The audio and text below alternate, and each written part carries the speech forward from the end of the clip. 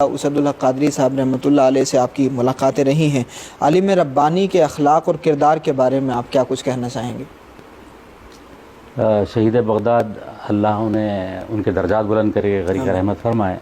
ماشاءاللہ میں سمجھتا ہوں کہ موجودہ دور میں حضرت کا کوئی ثانی نہیں ہے۔ جی عالم ربانی شہید بغداد نے کم عمری میں جو کارنامے انجام دیے، میں سمجھتا ہوں ان سے دگنی عمر کے لوگ بھی وہ کارنامے نہیں کر پاتے جانا۔ تو حضرت کے جو خدمات اور کارنامے ہیں وہ انشاءاللہ رہتی دنیا تک یاد رکھے جائیں گے۔ آپ نے جو کتابیں تصنیف فرمائی ہیں، میں تو سمجھتا ہوں جو ہے نا سب سے بہتر قرآن کریم کی سائنسی تفسیر انہوں نے جو کی ہے۔ ماشاءاللہ۔ تو میں بڑے سے بڑے جو ہے نا عمر کے بزرگ حضرات بھی وہ کام نہیں کر سکے۔ بہرحال اللہ کی مرضی ہے جو ہے نا، اللہ نے انہیں جتنا وقت دیا تھا انہوں نے یقیناً اس کا حق ادا کر دیا۔ صحیح۔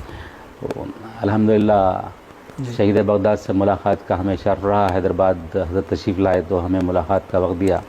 علامہ محمد شاد پاشا صاحب قبلہ کے ہمراہ ہم نے یہاں پہ حیدرآباد میں علامہ فضل حق خیرآبادی کانفرنس کی تھی۔ تو اسی حوالے سے حضرت نے ہم دونوں کو دلی بھی یاد فرمایا تھا جامعہ ملیہ کی کانفرنس میں۔ تو اس کے بعد سے روابط ایسے بڑھے کہ الحمدللہ اب اس وقت موجودہ زیب سجادہ بدائم شریف کے ان سے الحمدللہ مراسم ہیں۔ اللہ ان محبتوں کو قائم رکھے۔ آمین آمین۔ تو یقیناً شجاع الدین قادری صاحب نے جو بیان کیا حضرت شیخ کے اخلاق و کردار کے بارے میں، یقیناً کچھ لوگ ہوتے ہیں نا، وہ شخص نہیں ہوتے، شخصیت بن جاتے ہیں۔ وہ اکیلے انجمن بھی تھے، وہ تحریک بھی تھے۔ ہم نے بھی ان کے صبح و شام کو دیکھا ہے، اور ان کی بارگاہ میں بیٹھ کر کے کچھ سیکھنے کا موقع ملا تو وہ زندگی کی معراج تھے وہ دن جب ہم شیخ صاحب کے پاس تھے۔ جب بھی تذکرہ ہوتا ہے شیخ صاحب کی بہرحال یاد آتی ہے، اور ان کے اپنے معاملات ایسے تھے کہ وہ کبھی فراموش نہیں کیے جا سکتے۔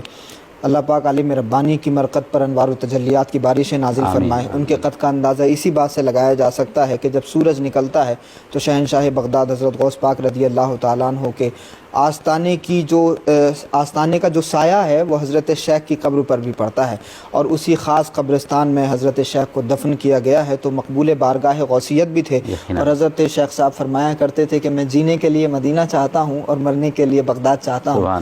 تو آپ دیکھیے کہ کیسا قبول کیا گیا ان کو کہ آج وہ بغداد معلیٰ میں آرام فرما رہے ہیں۔ بہرحال جب اللہ پاک کسی کو چنتا ہے، اللہ یجتبی الیہ من یشاء، جب اللہ پاک کسی کو چنتا ہے تو اس کے لیے راستے بھی عطا کر دیتا ہے۔ وہ کم وقت میں صدیوں کا کام کر کے چلے جاتے ہیں، اور کامیاب تو وہی انسان ہے جو اللہ کی مرضی کے مطابق زندگی گزارے۔ اللہ پاک ہمیں بھی ان کے نقش قدم پر چلنے کی توفیق عطا فرمائے۔ بہت بہت شکریہ ہمارے ساتھ جڑنے کے لیے۔ السلام علیکم ورحمۃ اللہ وبرکاتہ۔ السلام ورحمۃ اللہ وبرکاتہ۔